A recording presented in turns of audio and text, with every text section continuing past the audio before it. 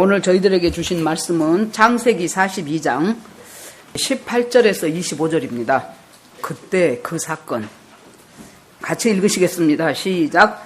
3일 만에 요셉이 그들에게 이르되 나는 하나님을 경외하노니 너희는 이같이 하여 생명을 보전하라. 너희가 독실한 자이면 너희 형제 중 한 사람만 그 옥에 갇히게 하고 너희는 곡식을 가지고 가서 너희 집들의 주림을 구하고 너희 말째 아우를 내게로 데리고 오라. 그리하면 너희 말이 진실함이 되고 너희가 죽지 아니하리라. 그들이 그대로 하니라. 그들이 서로 말하되 우리가 아우의 일로 범죄하였도다.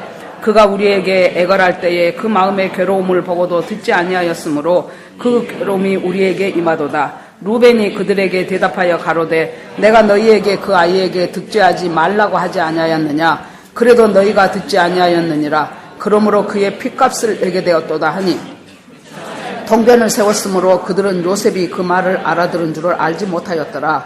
요셉이 그들을 떠나가서 울고 다시 돌아와서 그들과 말하다가 그들 중에서 시므온을 취하여 그들의 목전에서 결박하고 명하여 곡물을 그 그릇에 채우게 하고 각인의 돈을 그 자루에 도로 넣게 하고 또 길양식을 그들에게 주게 하니 그들의 행하였더라. 아멘. 기도하겠습니다. 하나님 감사합니다. 참 이 믿음의 족장들을 살펴보면서 주님께서 오늘을 살아가는 저희에게 주시는 하나님의 마음을 저희들이 그대로 받아들이게 하여 주시옵소서. 하나님, 참 믿음으로 산다는 것이 무엇이며 그 인생 광야길을 걸어가면서 어떻게 하나님께서 우리 인생에 간섭하시는가, 하나님 그것들을 정말로 주님의 눈으로 볼 수 있도록 하나님 인도하여 주시옵소서. 오늘 말씀 가운데 함께 하실 주님을 찬양하며 예수 그리스도 이름으로 기도합니다. 아멘. 창세기 50장 중에서 제일 뒷부분에 있는 요셉 이야기가 한 13, 14장 정도를 차지하고 있습니다. 하나님께서 이 요셉을 통하여 우리에게 뭔가를 가르쳐 주시고 싶은 것이 많다는 얘기죠. 그리고 이 요셉은 예수 그리스도의 구약에 사는 모든 인물들이 전부 예수님의 삶을 조금씩 그 편린들을 가지고 살아내고 있는데 가장 많이 예수 그리스도를 예표하는 사람이 누구냐 한다면은 그 중에 하나가 요셉이라고 말할 수 있습니다. 자, 알다시피 요셉은 형들의 시기 때문에 팔려서 애굽으로 팔려갔고 그리고 보디바르에서 종으로 살다가 또 거기서 억울하게 감옥에 가고, 그런데 성경은 계속해서 창세기에 보면은 가면 갈수록 요셉의 꿈하고는 멀어져요. 요셉은 어떤 꿈을 꿨습니까? 곡식단이 자기가 가지고 있는 곡식단을 향하여 나머지 11곡식단이 절하는 것을 자기가 봤고, 그것이 또 확실하다는 것을 가르쳐주기 위해서 2번 반복이 되죠. 그 다음에는 해와 달과 11별이 전부 요셉을 향하여 절하는 것을 보고 그 꿈을 얘기했다가 결국에 그것이 오늘날 여기까지 갔거든요. 그러니까 자기의 꿈과는 현실이 너무 점점 반대로 가는 거예요. 꿈은 해와 달과 11별이 자기를 절할 만큼 자기가 존귀해지고 자기가 높아지고 귀한 사람이 되는데, 현실은 노예로 갔다가 이제는 그것도 모자라서 감옥에까지 가게 되고, 아버지는 자기를 최고라고 생각하면서 다른 자식들하고는 구별해서 채색 옷을 입혔는데 그 채색 옷이 제일 먼저 형들이 요셉을 팔려고 할 때 그 옷부터 찢어버려요. 그러니까 얼마나 형들한테 그 옷이 자기의 한이었어요. 그래서 여러분, 우리가 보면은 지금이야 자식 한둘이지만은 옛날에 이렇게 여러 자식들 가운데서 특별히 아들과 딸을 그렇게 남녀 차별을 했었고, 또 그 아들 중에서도 장남이냐 아니냐에 대해서 굉장히 차별을 했습니다. 그래서 대개 시골에서, 시골 가정인 경우는 장남 하나를 공부를 가르쳐요. 그리고 나머지는 제일 희생당하는 것이 여자들이죠. 여자들은 그냥 국민학교 졸업하다가 말아버리기도 하고, 다니다가 언문 깨쳤으니까 됐다고, 언문이 한글이죠. 한글 알았으니까 됐다고 중간에 그냥 졸업도 안 시키고 말아버린 집도 있고, 그래서 굉장한 아픔들을 가지면서 그 살아가는 것을 보게 됩니다. 이 야곱은 자기가 첫눈에 반했던 라헬, 그 라헬의 소생인 큰아들인 요셉, 그 요셉만 자기 아들이에요. 거기서 나온 베냐민하고 나머지 10명은 다 무술이요, 이 야곱한테. 그러니까 형들이 얼마나 분하겠습니까? 신약의 에베소서에 보면은 아비들아 자녀를 노엽게 말라 그랬죠. 노엽게 말라는 말이 화나게 하지 말라는 것인데, 자녀를 화나게 하는 것은 집이 가난해서 좋은 음식 못 먹이고 좋은 옷 못 입히고 그것이 자녀를 노엽게 하는 것이 아니에요. 자녀를 노엽게 하는 것 중에 가장 많은 것이 그 속에서 편애하는 것. 그것이 굉장히 자녀를 노엽게 하고 그것 때문에 가슴에 한 품으면서 평생을 살아가는 자식들이 굉장히 많이 있습니다. 그런데 채색 옷을 입혀요. 요셉한테는 12명 중에서 특별히 뽑아가지고 채색 옷, 지금으로 하면은 명품관에 가서 명품만 사서 요셉을 입혀요. 그럴 때 얼마나 그 형제들이 억울하고 분했겠습니까? 그러고 나머지 자식들은 전부 길가에서 남대문 패션 사서 입혀버리는 거예요. 거기다가 한술 더 떠서 저까지도 해와 달과 11별이 나한테 절하더이다 하니, 아버지가 차별 대우하는 것도 지금 열받은데 본인 입으로 우리가 전부 저한테 절한다고 하니 얼마나 화가 납니까? 그래서 그냥 팔아버렸죠. 그래서 자기 꿈하고는 영 반대로 해서 드디어 감옥까지 가게 됐습니다. 여러분, 그 가운데서 하나님은 무엇을 하셨을까요? 그 과정 가운데서 하나님 외에는 의지할 사람이 없어요. 요셉은 거기에서 언제 죽을지도 몰라요. 너무나도 인권이라고는 찾아볼 수 없는 그 당시에 노예, 물건처럼 이리 팔고 저리 팔고 하는 그 노예의 삶을 살아가면서 오직 하나님 앞에, 그래서 하나님 이외의 것들, 우리한테 붙어있는 군더더기들이 정말로 이 인생의 광야에서는 막 툭툭 떨어져 나가는 거예요. 떨어져 나가는 그 아픔이 보통이 아니죠. 노예로 살 때의 아픔도 보통이 아니었고 감옥에서 죄수로 살 때의 아픔이 또 얼마나 있겠습니까? 그런데 하나님의 때가 차니 드디어 요셉을 그 꿈 해석 잘 해줌으로 말미암아, 또 바로의 꿈을 해석함으로 말미암아 드디어 그 나라의 총리가 되는 사건까지 일어납니다. 하나님은 우리가 유명한 시편의 제일 유명한 시가 1편하고 23편이라고 볼 수 있습니다. 23편에서 여호와는 나의 목자시니 내가 부족함이 없으리로다. 그가 푸른 풀밭과 맑은 물가로 나를 인도하시는도다. 자, 여호와는 나를 푸른 풀이 필요할 때는 푸른 초장으로 인도하시고 맑은 물이 필요할 때는 맑은 물로 인도하셔요. 그러니까 양은 어디가 맑은 물이 있는가 고민할 필요가 없어요. 어느 산에 가야 풀이 맛있는가 고민할 필요가 없어요. 목자만 따라가면 돼요. 그걸 다윗이 일찍 터득을 했어요. 그런데 여러분 보십시오. 우리한테 있어서 푸른 풀밭과 맑은 물로만 하나님이 인도하시는 것이 아니고, 그 다음에 내려가면은 내가 사망의 음침한 골짜기를 다닐지라도 해를 두려워하지 않는 것은 여호와의 지팡이와 막대기가 나를 안위하시나이다요. 그러니까 푸른 풀밭도 주님이 인도하셨다면, 맑은 물도 인도하셨다면, 그 다음에 사망의 음침한 골짜기로 다녀도 주님께서 나를 인도하시고 나와 함께 하신다는 거예요. 자, 7년 대풍이 들었다가 그 다음에 7년 대흉작이 들어갑니다. 바로의 꿈을 해석하는데, 바로가 꿈을 꾸고 나서 이건 보통 꿈이 아니에요. 그것도 2번을 연거푸 꿨어. 그래서 사람들한테 그 자기들 박사들인가 그 당시에 있는 엘리트들한테 물어봐도 잘 몰라요. 그러자 이제 그때사 요셉의 꿈대로 술 맡은 관원장이 거기에서 복직이 됐던 그 사람이 2년이나 잊고 있었다 그랬어요. 참 2년이 안타깝잖아요. 그거 빨리 가서 말해가지고 그랬으면 얼마나 좋을 텐데 그 사람이 까맣게 잊었더라 그랬어요. 지난번에도 말씀드렸던 것처럼 그러면 우리가 한번 가정을 해보자고요. 만약에 요셉을 그 술 맡은 관원장이 가자마자 바로한테 말해갖고, 야, 이불이 노예 하나가 억울하게 팔려왔구나. 그러고는 그 사람은 풀어줬다. 그러면은 감옥에서는 나왔어도 노예 신분이 없어진 건 아니죠. 그러니까 노예니까 그대로 보디발 집으로 가야 돼요. 그러면 보디발 집으로 가면은 거기에 누가 있습니까? 자기를 음모로 뒤집어 씌워서 감옥에 보냈던 보디발의 아내가 있죠. 보디발이 있죠. 그러면 이제 보디발이, 야, 미안하다. 야, 내가 너를 이렇게 내 마누라 말만 듣고 이렇게 해서 미안한데 그래서 내가 너를 노예에서 면제를 해주마. 그랬다고 쳐봐요.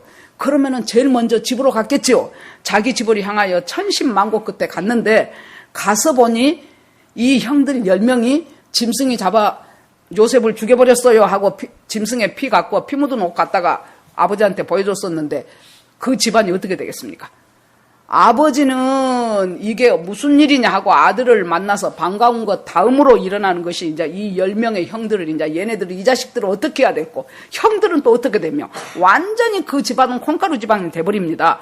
그런데 하나님께서 가장 알맞은 시간, 그 2년이라는 세월 동안 요셉은 감옥에서 뭐 했을까요? 주로 정치범들이 많이 오는 감옥이었어요. 거기에 왕한테 뭔가가 지금 정치적으로 문제가 있어서 왔던 사람들을 2년 동안 잘 섬기면서 요셉은 거기에서 정치학 MBA 과정을 마친 거예요, 요셉이.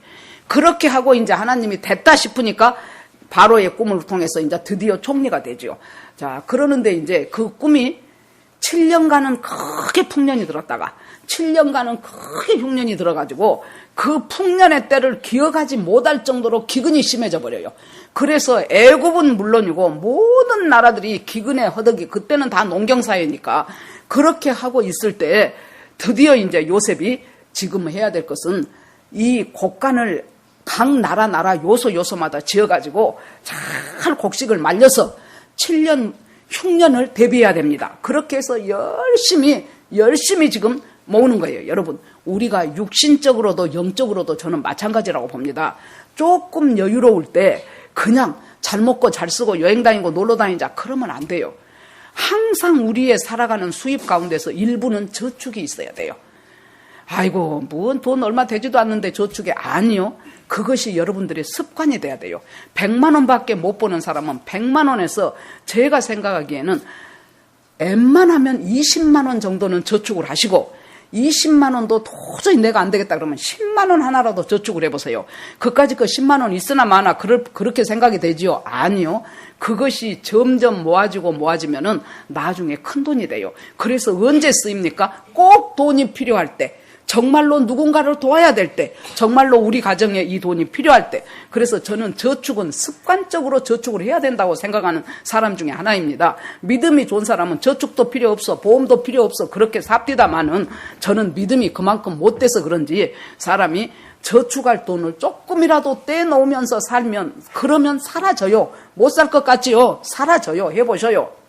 그러는데 여기서 요셉이 그래요. 이 7년 동안 곡식을 잘 말려가지고 상하지 않게 해서 곳곳에 창고를 지으십시오. 그래서 그 창고에다가 가득가득, 그때는 기가 막히게 풍년이니까 막 가득가득 싸놓는 거예요.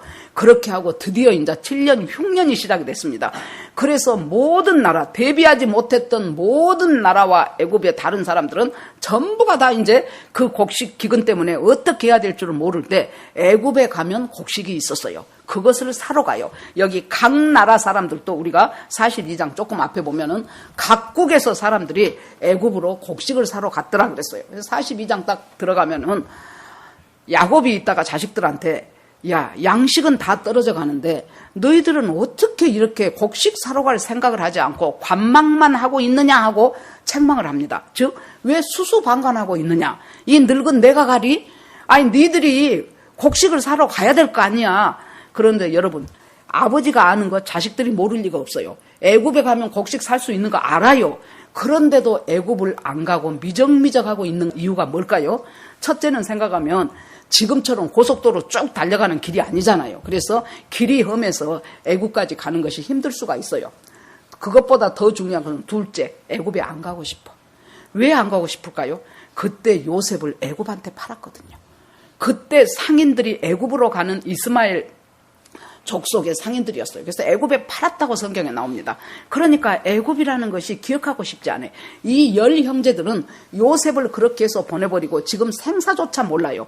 그리고 이 사람들 마음속에 암묵적인 약속이 있었어요. 뭐예요? 요셉 말을 안 꺼내. 애굽 말도 안 꺼내. 가능한 한 잊고 싶어요. 가능한 한. 지내놓고 나서 생각해보니 우리가 너무했잖아요. 그 어린 것이 그냥 꿈꾸고 나서 껑충대고, 이뻐한 것은 아버지가 이뻐했지 요셉이 아버지 나만 채색옷 사서 입히고 형들은 주지 마세요 안 그랬잖아요. 세월이 흐르면 흐를수록 이 사람들 마음속에 깊은 납덩이 같고 돌덩이 같은 그 요셉을 팔아먹은 것에 대한 아픔이 지금 깊숙하게 지금 자리 잡고 있어요. 그러니까 어느 누구라고 할 것도 없이 요셉이라는 요자도 안 꺼내고 애굽이라는 애자도 안 꺼낸다 그 말이에요. 그런데 아버지가 너희들 애굽으로 양식 사러 가야지 뭐 하고 있느냐. 그래서 할 수 없이 이제 그 10사람이 애굽으로 양식을 사러 갑니다. 자, 여러분 여기에서 우리가 생각해 봅시다. 양식은 사러 가야 돼요. 양식이 있는 곳을 찾아가야 돼요. 양식을 위해서 애쓰고 노력해야 돼요. 양식을 위해서 지불할 대가가 있어요. 여러분, 양식은 우리 영적으로는 하나님의 말씀이에요. 이 말씀이 나를 인도하기 위해서는 내가 지불해야 될 대가가 있어요. 열심히 큐티도 해야 돼요. 성경도 열심히 읽어야 돼요. 그리고 말씀도 열심히 들어야 돼요. 저 같은 경우는 설교를 홈피에서 보통 한 일주일에 3번 정도를 제가 듣습니다. 못 들어도 2번은 들어요. 들으면서 물론 저도 은혜도 받고, 들으면서 하나님이 이 말씀을 어떻게 인도하셨는가 하는 것을 보고, 또 말씀 잘하는 그런 목사님 설교도 또 간간히, 자주는 아니지만은 또 간간히 듣습니다. 여러분, 말씀을 자꾸 들으면서 대체적으로 일주일이 지나면은 15%가 남는답니다. 지금 여러분들 보고 지난주에 설교 뭐였어요? 그렇게 물어보면 뭐였더라? 그렇게 된다 그 말이에요. 설령 기억하시는 분도 15%. 어저께 어떤 분한테 저한테 전화가 왔어요. 목사님, 저 아무개입니다. 우리 교인 아닙니다. 아, 예, 어쩐 일이십니까? 그랬더니 카페에서 설교를 듣고 너무 은혜 받아서 제가 목사님한테 좀 힘이 되시라고 이렇게 전화를 했습니다 하고 전화를 했어요. 많은 분들이 가끔 그래요. 제자들 교회 교인들은 참 좋겠어요. 이렇게 매주마다 그 은혜되는 설교를 듣는데 참 좋겠어요. 그런데 우리 교인들 표정 보면 안 좋아. 왜 목사님은 저렇게 길게 하는 거야? 요즘 가면서 점점 길어지대? 배고픈데? 우리 교인들은 별로예요. 별로. 그런데 느닷없는 사람들이 목사님 설교에 은혜 받았습니다 하는 분들이 많아요. 양식은 여러분, 내가 지불해야 될 대가가 있어요. 시간도 지불해야 돼요. 말씀을 깊이 묵상하고 그 묵상한 말씀을 계속해서, 문제를 묵상하면 고민만 생겨요. 말씀을 묵상하면 해결책이 나와요. 그래서 말씀을 묵상하는 자가 돼야 돼요. 그러는데 이 사람들이 이제 드디어 갔습니다. 그러면은 요셉이 봐보세요. 하나님은 타이밍의 명수예요. 요셉 혼자 그 많이 몰려드는, 곡식사로 몰려드는 사람을 요셉 총리가 돼갖고 직접 양식 팔겠습니까? 아니지요. 밑에 관리들을 둬가지고 지금 같으면 구 단위로, 동 단위로 이런 식으로 해서 곡식을 팔겠죠. 그러면 그 사람들이 다 지금 곡식 파는 지금 관리들이 돼 있고, 요셉은 한 번씩 순회할 것입니다. 오늘은 소초구, 내일은 관악구, 오전에는 강남구, 오후에는 강서구, 이런 식으로 순회를 할 거예요. 그런데 그때 딱 누구를 만납니까? 요셉의 10형들이 어디 쫙 가나안 촌놈들이 아주 꺼덜꺼덜하가면서 지금 애굽에 와니까 지금 최고로, 지금 같으면 그냥 뉴욕 맨하탄을 가버린 거예요. 쫙 지금 시골에서 살던 사람이 그래 놓으니까 그냥 눈이 번떡번떡 해갖고 어디로 가야 돼 어디로 가야 돼 하고 둔전둔전 하고 있는 것을 딱 요셉 눈에 띈 거예요. 하나님은 타이밍의 명수예요. 그런데 여러분 보세요. 이때까지 물론 요셉은 형들을 다 용서했어요. 나중에 보면은 그 형들이 요셉인 줄 알고 요셉이 복수할까 봐서 깜짝 놀래지요. 그런데 형들을 향해서 뭐라고 말합니까? 형님들, 나를 팔았으므로 근심하지 마소서, 한탄하지 마소서. 하나님께서 형님들과 형님들의 자식을 먹여 살리기 위해서 나를 먼저 애굽에 보내셨습니다. 이미 하나님의 섭리를 아니까 해결이 됐어요. 여러분, 영성이란 것이 뭐라고 지난번에 제가 말씀드렸습니까? 내 인생을 하나님의 눈으로 해석하는 것이 영성이에요. 내가 그때 부모를 잘못 만나서, 내가 그때 대학만 갔어도, 내가 그때 그 사업에 투자만 안 했어도, 여러분, 그 지금 내 인생 가운데 벌어지고 있는 이 일들이 내 편에서 생각하는 것이 아니고 하나님의 관점에서 볼 수 있는 능력이 생기는 것이 영성이 좋은 사람이다 그 말이에요. 지금 여러분들이 살아오는 인생 가운데서 그때 내가 그 일을 안 했어야 돼. 아니 그때 공부 좀 열심히 해갖고 내가 좀 그 내가 원하는 대학을 합격했더라면 내가 지금 이렇게 안 살 거 아니야. 뭐 기타 등등. 물론 내 잘못도 있고 내 실수도 있지요. 그러지만은 여러분, 지나온 내 인생 가운데서 우리를 예수 그리스도를 만나서 구원하게 하기 위한 하나님의 타이밍이 있고 그 하나님의 관점으로 나를 보기 시작하면은 그것이 바로 나의 영성이 되는 것입니다. 자, 이 사람들이 하나님은 타이밍이에요. 거기서 딱 보니까 누구예요? 요셉의 형들은 자기들 서로 말을 안 했다 그랬죠. 요셉은 요자도 안 하고 애굽의 애자도 안 했어요. 이 사람들이 납덩이처럼 지금 가슴 깊숙하게 눌러져 있는 그 무엇인가가 지금 해결을 해야 돼요. 요셉은 용서했어요. 용서했는데 여러분, 용서했다고 아픔까지 없을까요? 저는 아니라고 생각합니다. 용서를 했는데도요, 슬쩍 스치고 보면 마음에 그 아픔이 싹하니 지나가요.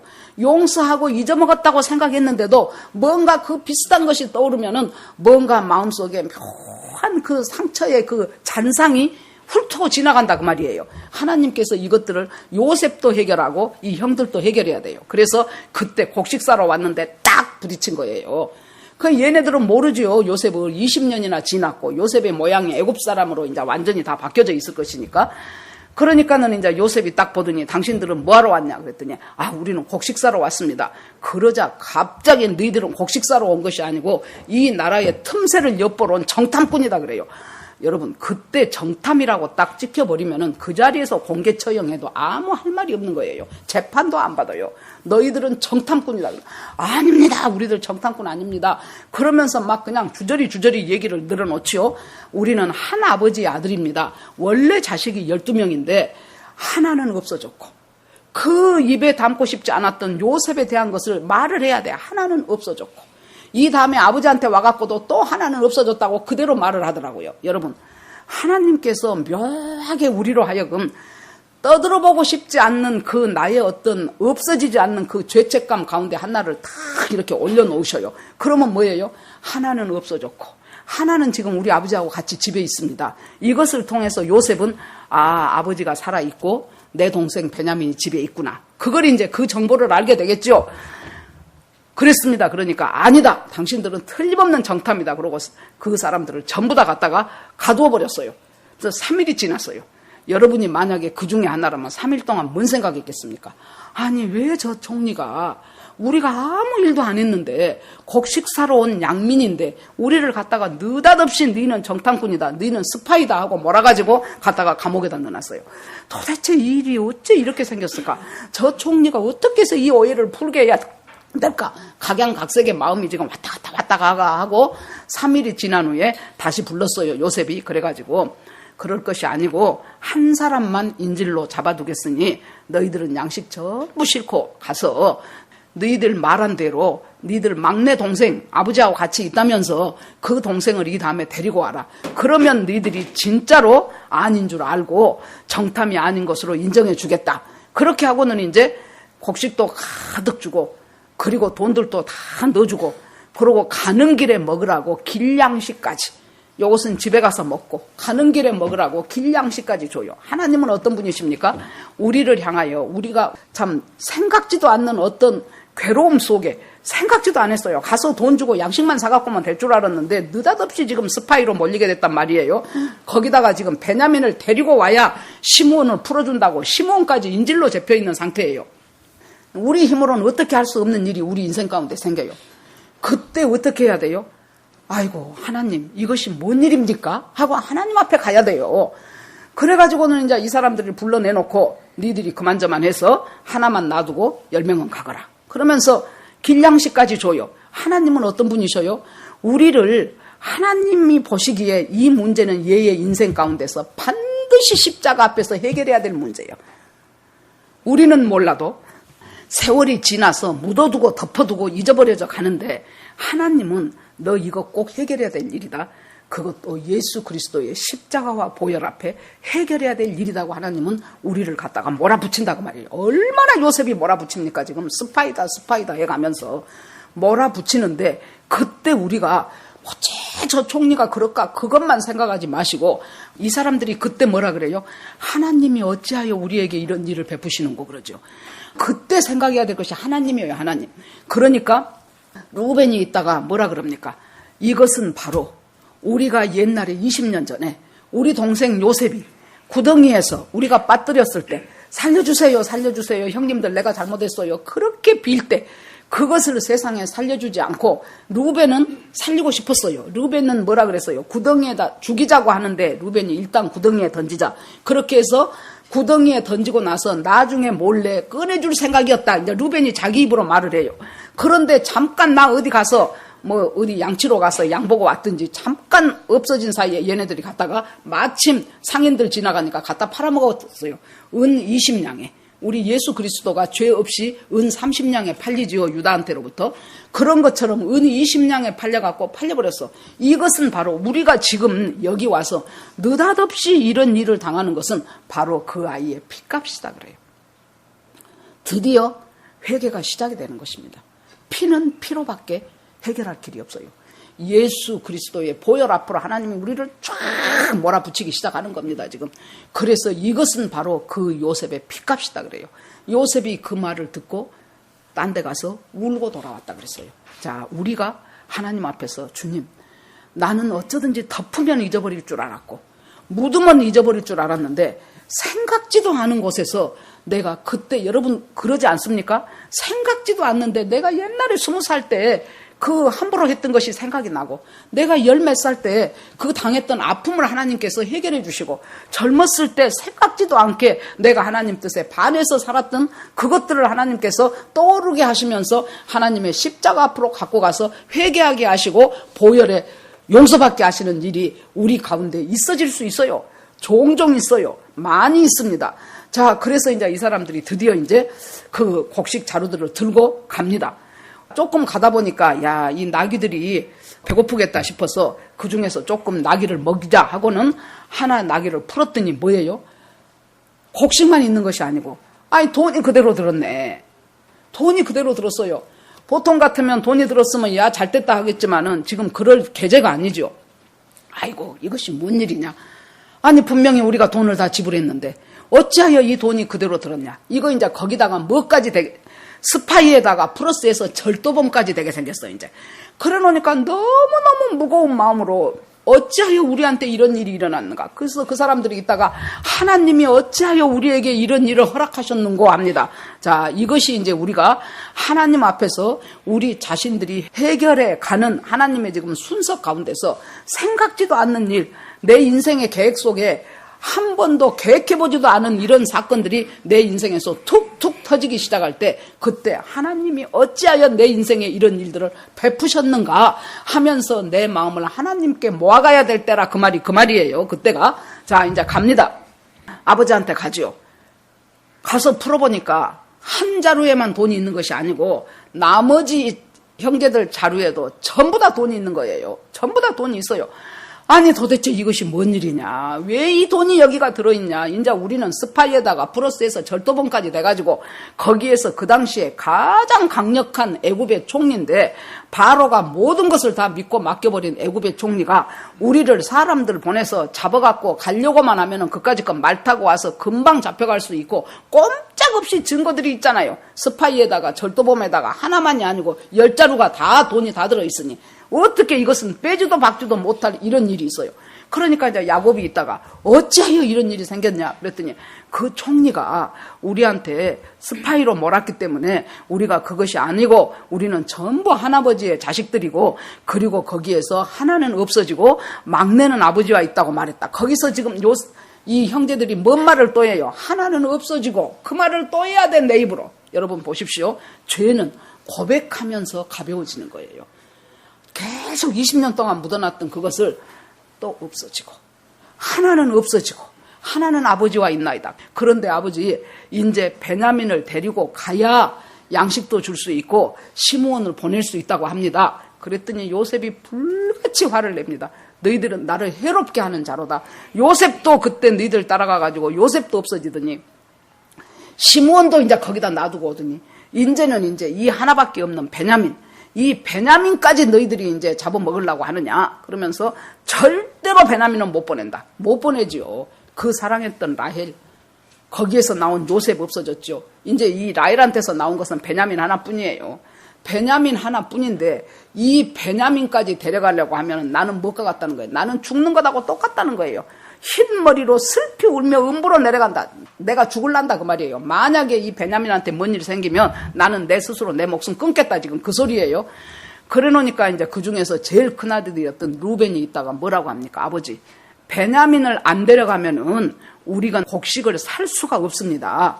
만약에 베냐민한테 뭔 일이 생기면 내 아들 둘이를 아버지 손에 맡기고 갈 테니 아버지가 그 아들들을 죽이소서 그래요. 자 보세요. 아버지가 감정으로 반응하잖아요. 아버지가 있다가 감정으로 너희들이 요셉도 너희들이 없애먹었고 시므온도 그러고 너희들은 나를 해롭게 하는 자로다. 여러분, 우리는 지금 다 알아요. 성경을 지금 다 알아요. 창세기를. 그러기 때문에 가서 뭐라고 말해줄 수 있어요? 아이고 야곱 흥분하지 마. 이것이 결국 나중에 네 아들 요셉과 만나는 지금 하나의 과정이야 라고 말할 수 있지만은, 그때 야곱은 이성을 잃어버려요. 그래서 우리가 우리의 인생 가운데서 용서하지 못하고 있는 어떤 그런 것들이 있죠. 그것이 보통 때는 가만히 있어요. 그러다가 어떤 결정적인 순간에 확 튀어나와 버리는 거예요. 그래가지고 감정적으로 반응합니다. 니들은 나를 해롭게 하는 자야. 만약에 베냐민한테 뭔 일이 생기면 나도 따라 죽을 거야. 그랬더니 루벤이 있다가 강력하게 또 감정으로 반응하죠. 그 속에는 뭐예요? 아버지가 요셉을 그렇게 편애만 하지 않았으면 우리가 그렇게까지 했겠어요? 그 말이에요. 그러니까 그것을 갖다가 내 자식 둘이 맡겨놓을 테니까 만약에 베냐민이 안 돌아오면 내 아들 둘을 죽이소서 그래요. 아니, 자기 아버지한테 자기 자식 죽이라고 하면 저한테만 자식입니까? 할아버지한테는 손자인데 죽이겠습니까? 이 가정에서 이제 느닷없이 지금 이제 부딪히기 시작하죠. 그러나 어떻습니까? 세월은 갑니다. 양식은 점점 없어져 갑니다. 방법은 하나뿐이에요. 애굽에 가서 요셉한테 양식을 사오는 것 외에는 다른 방법이 하나도 없어요. 여러분, 살 수 있는 길은 요셉이 예표이신 예수 그리스도에게 가서 우리가 먹고 살아야 될 이 영의 양식, 말씀의 양식을 사고 먹는 것 외에는 우리한테 다른 방법이 없어요. 그런데 거기를 가는 과정 가운데서 장애물도 있고 또 감정적인 충돌도 있고 또 깊은 죄책감도 있고 이런 모든 것들이 지금 작용을 해가지고 가는 길을 막고 있어요. 그러니까 할 수 없이 이제 야곱이 있다가 이제 양식은 다 떨어져 가는데 왜 아직 안 가고 있냐 그러지요. 그러니까 아버지가 베냐민을 보냈다면 지금 2번 더 왔다 갔다 했어요. 베냐민을 안 보내니까 못 가지 않습니까? 그러니까 절대로 베냐민은 못 보낸다. 그러면서 세월이 흘러가지요. 자, 그러니까 언제부터 야곱은 지금 이 문제를 놓고 가슴에 놓고 기도하고 고민하기 시작했겠습니까? 바로 얘네들이 양식 사갖고 와서 그 총리가 베냐민 데려오라고 합니다. 그 순간부터 야곱한테는 이제 야곱으로 공이 넘어갔어요. 그것이 야곱의 숙제가 됐죠. 가슴에 품고 이제 이 일을 어떡하냐. 이제 하루하루 지나면 양식은 그만큼씩 줄어드는데 한 달 지나면 거의 없어지고 2달 지나면 다 떨어져 가는데 가서 거기밖에는 방법이 없는데 이 양식을 어떻게 하냐. 이 베냐민을 어떻게 하냐. 계속해서 고민하고 기도하면서 무슨 생각을 했을까요? 자기 인생을 되돌아보면서 그 인생 가운데서 자기와 위기 때마다 함께 하셨던 하나님을 떠올리는 거예요. 우리가 어려운 문제가 생기죠. 인생이라는 것이 어떻게 계속 꽃길만 걷겠습니까? 여러분, 산이 있는데 어떻게 골짜기 없는 산이 어디 있겠습니까? 파도 없는 바다가 어디가 있겠습니까?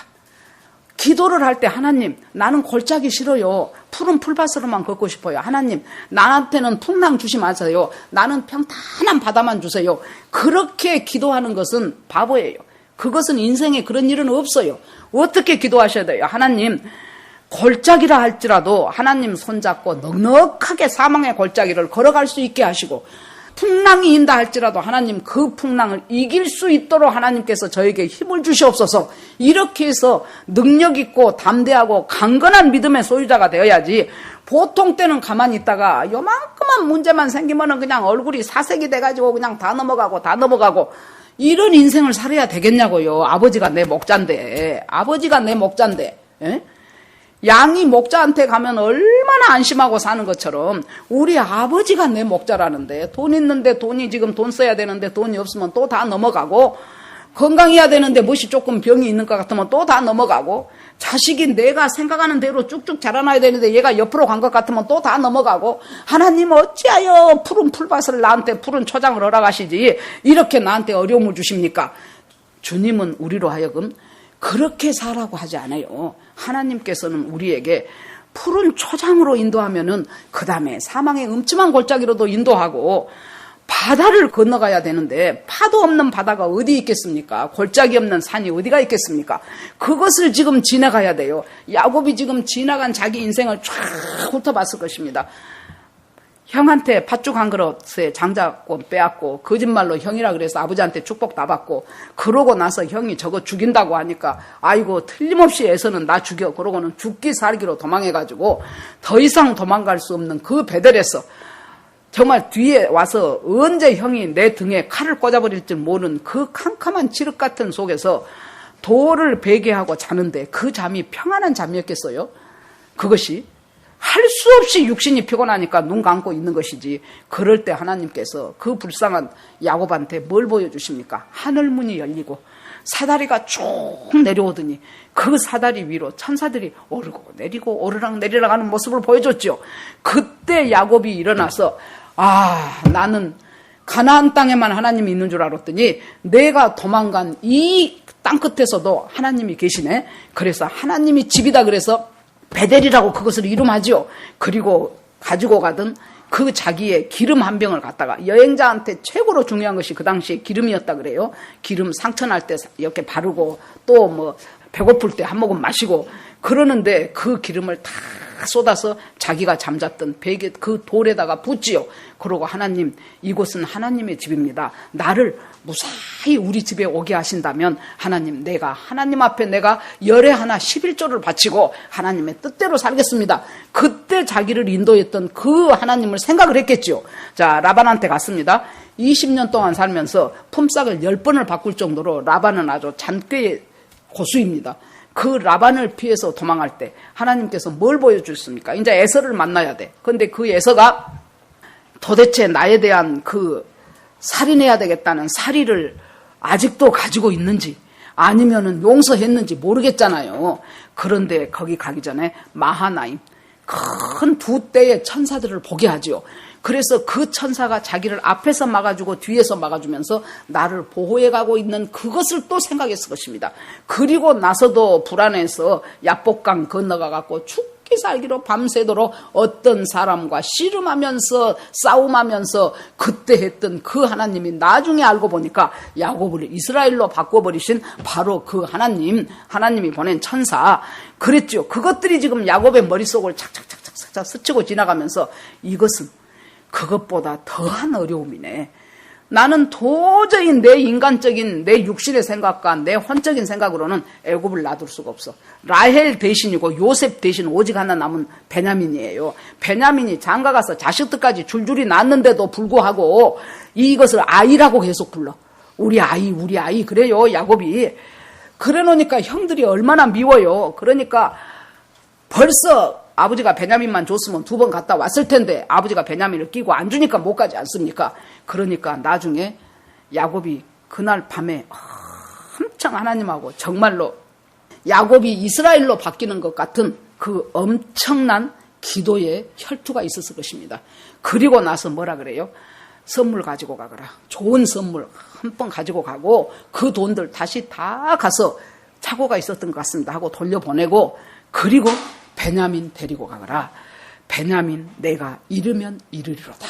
여러분 우리 인생 가운데 이 결정적으로 주님 앞에서 내가 하나님 나 이거요 절대로 못 내놓습니다 하던 것이 있어요. 우리한테 우리 마음속에 그 무엇인가가 각자 있습니다. 어떤 사람은 자존심 상했다 하면 확 머리가 돌아버린 사람 있어요.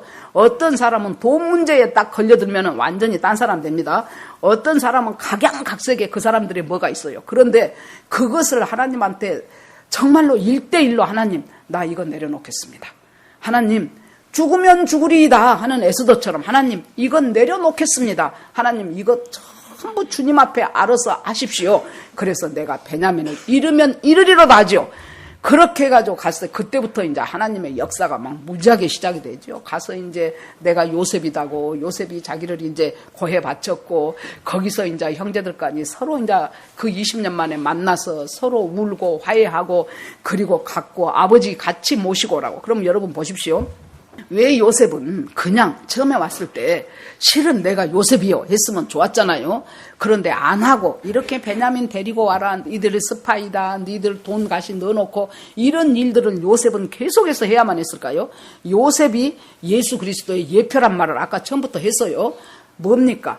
우리가 하나님을 찾을 때 내 문제만 해결되면은 그것으로 끝내요. 물론 교회는 다니죠. 그러나 하나님으로부터 내 마음을 확 걷어버려요. 내가 어떤 문제를 갖고 지금 하나님을 찾아왔는데 그 문제가 해결됐다. 그러면 그것이 확 걷어져요. 우리가 경제적으로 어려워서 하나님 돈 주세요 하면은 그냥 한 10억쯤 툭 떨쳐주면 얼마나 좋겠습니까? 아니요. 우리 애가 꼭 하나님 학교 가야 되는데요. 등록금 돼야 되나? 그러면 마감 전날 등록금 어서 나와. 그러죠? 그 다음에 전세비를 올려주라 그래. 주인이 2천만 원 올려주라 그래. 내 있는 거 싹싹 긁고도 1,000만 원밖에 없어. 그런데 날짜는 다가와. 나가라는 거예요. 그 돈 안 주려면. 자기도 흙 파먹고 하는 거 아니다. 그러니까 이제 하나님, 있는 것 다 모아도 1,000만 원밖에 없습니다. 나머지 1,000만 원을 어디서 합니까? 있는 힘을 다해서 하나님 앞에 울베불고 기도하면은, 아니 이제 그 주인 보고 조금만 연기해 주세요. 조금만 기다려 주세요. 그러고 났는데 하루 전에 그 1,000만 원이 생겨. 그러면 하나님 좀 시원스럽게 좀 한번 좀 팍 좀 터뜨려주고 대박 한번 터뜨려주지 그러세요. 그럴 수 있죠. 그런데 왜 하나님이 그렇게 안 하실까요? 우리가 그렇게 한번 주지요. 우리는 10억 먹고 떨어질 종자들이요. 우리는 10억 먹고 떨어져. 차마 미안하니까 교회는 간간히 와. 그런데 이미 내 마음은 그 10억에 가 있지 하나님으로부터 멀어져 버렸어요. 주님은 나를 뭐까지 가야 돼요? 구원에 이르기까지 나를 끌고 가야 돼. 예수님은. 그래 놓으니까 계속 붙잡아요. 스파이라고 해갖고 붙잡고, 베냐민 데리고 오라고 해갖고 붙잡고, 돈 집어넣어놓고 붙잡고. 이것이 우리 주님이셔요. 한꺼번에 10억 100억 줘갖고 해결 안 하시고 가신하고 그 산 하나 넘고 나면 아이고 주님, 마음은 이제 그 다음에 또 이제 조금 지나가다가 또 이제 그런 문제들이 생기고 또 그렇게 하고, 그렇게 해서 결국에 가서 이제 요셉이 생각할 때는 뭐예요? 앞으로 기근이 5년이나 더 남았어. 5년이나 더 남았는데 이 형들한테 내가 요셉이요, 걱정 말어. 내가 형네들 나 다 용서했어. 곡식 내가 얼마든지 줄게. 그러면은 그놈 먹고 떨어진다고 말이에요. 우리가 예수님을 만나는 것은 내 문제 해결하는 것하고, 문제 해결됐으니까 이제 끝났다 하고 마는 것이 아니잖아요.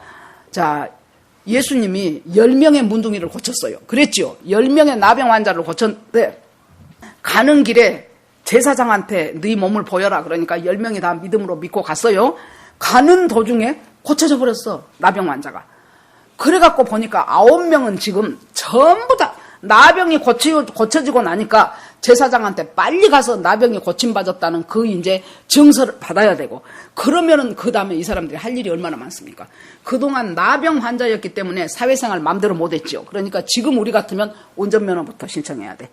운전면허 따야 되고, 컴퓨터 배워야 되고, 그 다음에 각종 자격증 따로 다녀야 되고, 아는 사람 만나봐야 되고. 그래 놓으니까 정신없이 바빠요. 그런데 사마리아 나병 환자는 어차피 소외계층이요. 어차피 자기는 그곳에서 사마리아에서, 이스라엘에서 안 알아주는 사마리아 사람이에요. 그래 놓으니까 자기 나병 고쳐진 것을 갖고 예수님 앞에 그 사람만 가서 내 이 나병이 고쳐졌음을 감사합니다. 그래요. 이것이 단순한 감사가 아닙니다. 그러니까 예수님이 뭐라고 합니까? 그 9은 어디 있느냐 그래요. 먹고 떨어져 버렸다 그 말이에요. 10억 먹고 하나님으로부터 마음이 떨어져 버려요. 나병 고침받고 그들은 하나님으로부터 떨어져 버려요. 그런데 다시 찾아와서 주님 앞에 무릎 꿇고 있는 이 사람은 뭐까지 고침받습니까? 영혼도 구원받고 영생도 얻게 됩니다.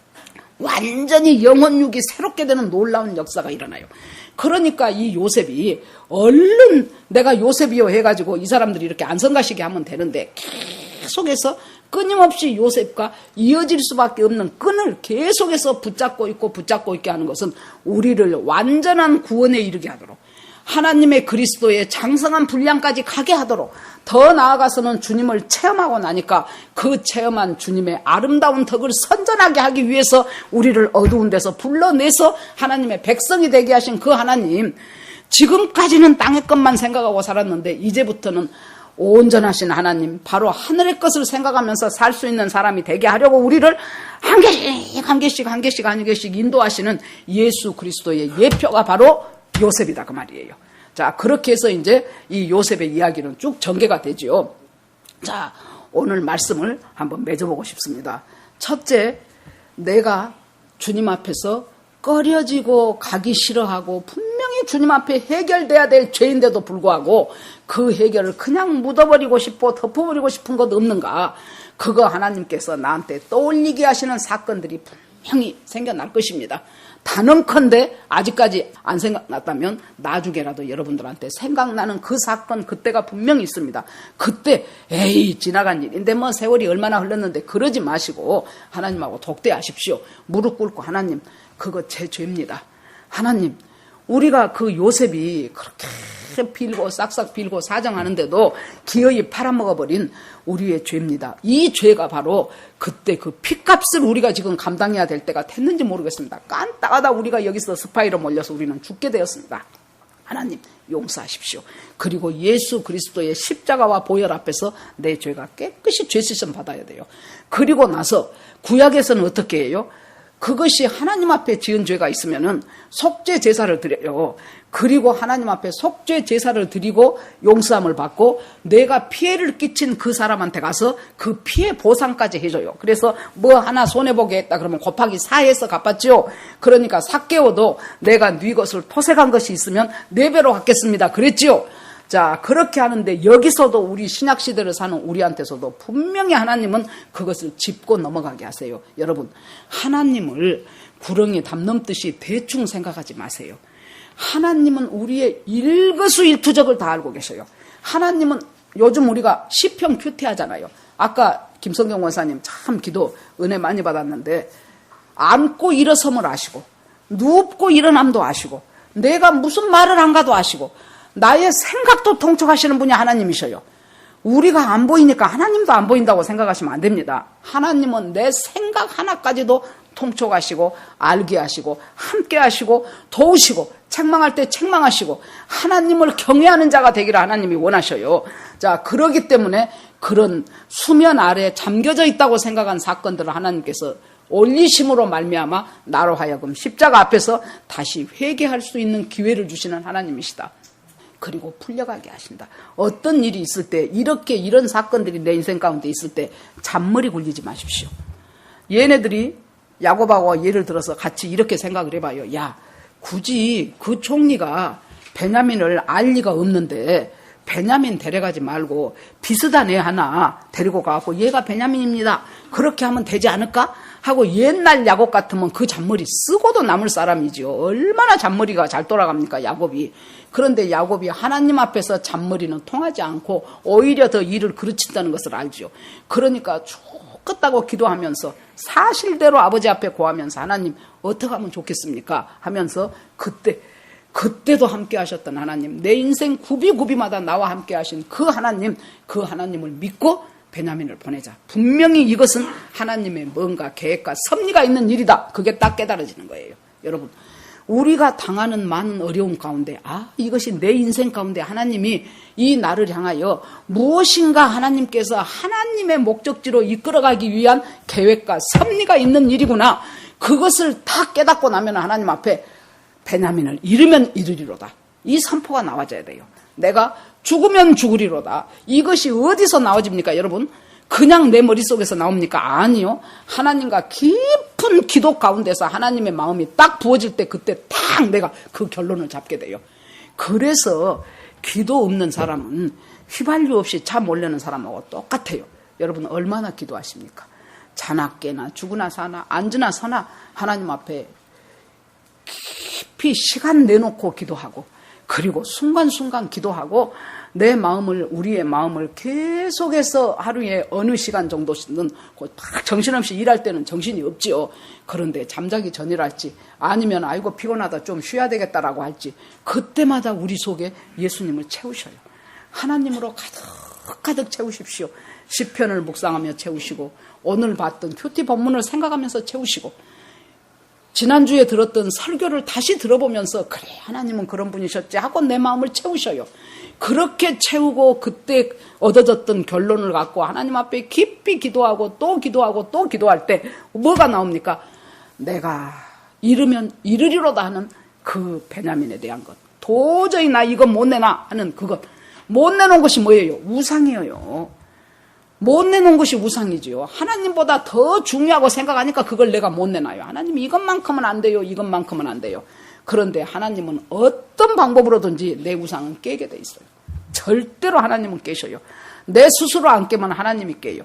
그렇게 되면 더 박살이 납니다. 그래서 하나님 앞에 기도하면서 내 베냐민이 무엇인가를 찾아보면서 하나님 앞에 내놓고 잃으면 잃으리로다 하면서 바로 그 놀라운 그래서 하나님께서는 이 장을 통해서 무엇을 마련하셨습니까? 죄책감에 짓눌려서 20년 동안 고통받고 있었던 이 형들의 죄악을 요셉이라는 그 십자가와 예수를 통해서 용서받으면서 그 죄책감에서 풀려나게 하시고, 요셉을 잃은 후로 계속해서 저것들이 요셉이 짐승이 찢겼다고는 하는데 뭔가 껄쩍지근하네, 뭔가 깨름직하네, 지들이 10명이나 있으면서도 어떻게 그 짐승 하나를 못 막았어? 하면서 항상 마음속에 이 자식들에 대한 슬픈 원망과 이거 또 뺏길지 몰라 하는 두려움과, 여러분 우리가요 하나님 앞에서 큰 그림을 붙잡고 주님이 나의 모든 인생을 인도하십니다라는 그것이 없으면은 사건이 생기면 너 때문이야부터 나와요. 사건이 생기니까 니들이 요셉도 그렇게 해서 못 지키더니 인제 니들이 쓸데없는 말을 해갖고 베냐민까지 그렇게 만드네. 그렇게 사건이, 우리가 하나님이 나를 다스리지 않으면은 당신 때문이요, 너 때문이요, 마누라는 남편 탓, 남편은 아내 탓, 부모는 자식 탓, 자식은 부모 탓, 그렇게 하면서 그 가정에 하나님의 다스림은 완전히 없어져 버리죠. 자, 우리가 이 말씀 가운데 보면서 정말로 내가 기도하면서 하나님 앞에서 내가 해야 될 것이 무엇인가를 굳게 붙잡고, 그리고 아직도 내가 우상인 것, 그것이 무엇인가 찾아보자고요. 그 생각만 하면은 못 놔두겠어. 뭔가 가슴을 쓰르르 하면서 지나가면서 내가 도저히 이것은 하나님 앞에 어떻게 못하겠어. 그것이 우상이에요. 제가 가끔 그 얘기를 했었죠. 우리 어머니가 35세 과부됐다 그랬잖아요. 6.25 때 아버지가 인민군한테 총 맞아 돌아가셔가지고 35세 과부가 된 사람이 시아버지 시어머니 모시고, 그리고 나서 자식 5, 이제 저는 아버지 얼굴을 모르고 나왔지요. 우리 어머니한테 뭐가 우상이 됐겠습니까? 남편도 없는 속에서 자식 5 중에서, 자식 중에서도 특히 아들 둘이 우상이 됐겠죠. 그런데 그 우상을 삼을 만큼 학교 가니까 선생님들이 맨 칭찬하고 공부 잘한다고 하고, 그러니까 우리 어머니가 그냥 그 아들 둘이가 엄청난 우상이 됐지 않았겠습니까? 자, 우상은 반드시 깨져요.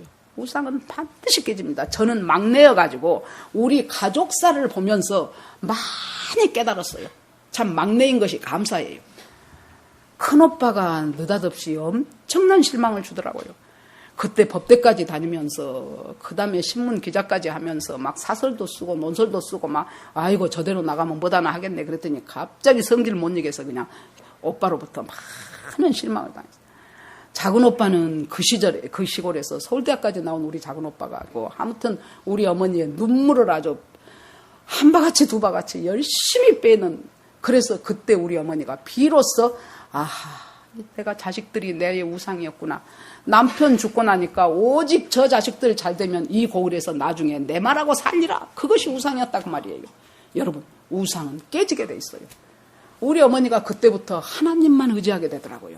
하나님 이외에 내가 이것은 안 돼, 이것은 안 돼, 그건 우상이에요. 야곱한테 있어서 우상은 뭐였어요? 베냐민이었어요. 베냐민. 이제 이번 목요일 날 우리 고등학교 3학년 아이들 수능 봅니다. 내가 고3 아이들 해마다 그래요. 네 인생 전체를 하나님이 주관하고 계신다. 네 인생 전체를 주관하고 계신 하나님이, 이것은 그 과정 가운데서 짧은 한 순간일 따름이다. 잘 봐도 하나님 앞에 평강을 유지하고 못 봐도 하나님이 인도하시더라. 제가 그 말 여러 번 했어요. 우리 동네에 어떤 애가 진짜로 다 꼴등이요. 우리 작은 아들 바로 하나 밑에 애인데 같은 교회 다녔는데 진짜로 꼴등이요. 그 집사님을 알아요. 학교를 선생님이 3학년 봄엔가 가면 이제 이렇게 학부형 면담하잖아요. 갔더니 뭐라고 했냐 그러면은, 아무개 어머니, 대한민국에 당신 아들이 갈 대학은 없습니다 그랬어요. 어떻게 그렇게 몰강스럽게 말을 하냐고. 얘가 지금은 좀 성적이 안 좋아도 어떻게 한번 1년 잘 열심히 해봅시다, 그래야 되잖아요. 대한민국에 당신 아들이 갈 대학은 없습니다. 그냥 나를 만나서 길에 만나갖고, 세상에 우리 아들이 대한민국에 갈 대학이 없답니다. 진짜 없더라고. 그래가지고 수능 보고 어디 학교를 넣은 것이 아니고 아예 갈 데가 없으니까 못 갔어요. 시험도 안 봐보고 재수생이 된 거예요. 그래갖고 이제 길에서 한번 만나면은, 이제 같은 단지에 살았어요. 한번 만나면은 나보고, 아이고 어째서 그렇게 공부 잘한 아들을 뒀어요. 나는 내 평생 우리 아들이 한 번만 1등 해보고 그 뒤날 다시 내려와 보면 좋겠대. 그래서 마음이 안 된 거예요. 그래서 우리 그때 둘째가 대학교 다닐 때, 야야 너 아무개 있지? 그래서 네가 좀 바쁘지만은 걔를 과외를 좀 시켜줘라. 그 집 지금 과외비 낼 만한 돈이 없다. 그 집이 다른 뭐 차려갖고. 그래서 알았다고. 그렇게 하고 이제 지가 과외를 시키러 가요. 그러면은 이 과외를 받는 애가 어쩐 줄 알아요? 딱 지그 집 엘리베이터 누르려고 하면은 형 난데 그러면서 오늘 안 하면 안 될까 그런데요. 그렇게 한 2달을 하다가 아이고 아까운 시간 내서 그렇게 하는데 나 얘 못 가르치겠다고 말아버렸어요. 이제 끝났어. 그래서 이제 수능일은 다가오고 내가 그 집사님을 만나서 그랬어요. 집사님 최선만 하라고 하시오. 하나님은 큰 그림을 그리고 계십니다. 최선만 하라고 하시오.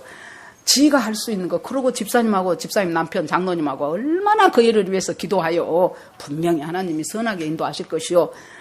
내가 그래서 좀 성적 좀 더 작년보다 더 나아요 그랬더니 2점 올랐대. 2점 그 못한 점수에서 2점 올랐대요. 그래요 그랬더니 어디를 가 그래서 내가 어차피 일은 복잡하게 돼 있고 당신 아들이 가고 싶은 데가 어디요? 설마 지가 서울대 가고 싶다고 하겠어요? 그랬더니 공주 영상대학을 가고 싶대. 그래서 그러면 거기다 원서 넣으라 그러시오 그랬어요. 전문대학인데 원서 넣었어요. 당연히 떨어지지요. 3월 5일이 입학식인데 3월 3일날 학교에서 연락 왔어. 그 중에서 하나가 등록을 안 해버렸어. 그래갖고 돈 쥐고 있다가 막 번개같이 가서 넣었지요. 얘가 그냥 나도 대학생이 되었다는 그냥 그 사실에 얼마나 있는 힘을 다해서 공부를 해갖고 1학년 마치고 군대 갔다 왔는데 학점이 좋대. 그러고 군대 갔다 와서 교수가 잘 봐갖고 조교가 돼가지고 열심히 잘한대. 아이 졸업하고 나더니 교수가 어디에 취직을 시켜줬는데 그 학교 나와가지고 제일 가기 원하는 데다 얘가 취직이 됐어. 나는 그것이 어딘지 몰라요. 그래가지고는 지가 할머니가 또 권사님이죠. 나만 보면은 목사님 우리 아무개는 버릴 것이 없는 애예요. 막 그래요. 그래서 내가 예 참 아가 성품이 좋죠. 성품은 좋아요. 그러지요. 그랬어요. 그랬는데 이제 세상에 몇 년 전에 장가를 갔다네.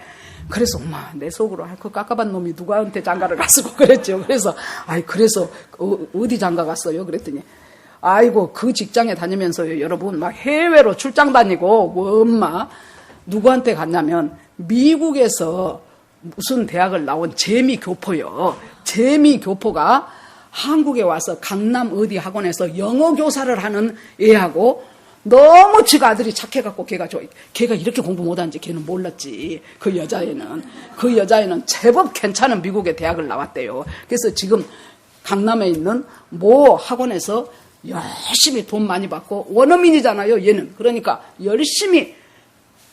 얘도 열심히 벌고 그래가지고 세상에 김호근 권사님 지금 옆에 있는 관악 드림타운에 아파트까지 사버렸어. 연기야 큰 그림을 그려야 된다. 하나님은 네 인생 전체를 인도하고 계신다. 이 승우가 안 와버렸네. 응? 내가 오늘 맛있는 것도 사주고 그러려고 그랬는데 승우가 못 왔네. 큰 그림을 그리십시오 여러분. 뭡니까? 내 인생의 전체를 인도하시는 하나님이 과정 가운데 너무 내가 어렵고 힘든 것 같아서 하나님은 나를 버렸나 봐 하는데 실은 하나님은 안 버려. 예레미야서에 보면 뭐라고 나옵니까? 내가 너희들에게 주는 것은 재앙이 아니고 평안이다 그랬단 말이에요. 어떤 재앙 같은 상황 속에서도 주님은 평강이십니다. 주님은 나를 선하게 인도하실 분이십니다. 하나님을 향하여 주님 내 우상 깨는 작업부터 하게 하옵소서. 아직도 내 우상이 뭡니까? 그것 안 깨지면은 계속해서 복잡해져요. 하나님 우상 깨겠습니다. 우상 하나님 내 우상이 무엇인가? 내가 묻어놔버렸던 것 죄책감 하나님 해결하게 하시고 용서 못했던 것 용서하게 하시고 용서 못 받은 것 용서받게 하시고 그리고 내 우상 하나님 깨게 하시옵소서. 그러면 하나님께서 그때부터는 급물살을 타고 내 인생을 인도해 가신다니까요. 급물살로. 나도 진짜 그 애가 이렇게 반듯하게 살이라고는 꼴등에서 2번도 아니고 딱 꼴등이었다니까 여러분. 그래도 여러분 자식들 다 그보다 잘하지요. 염려하지 마십시오.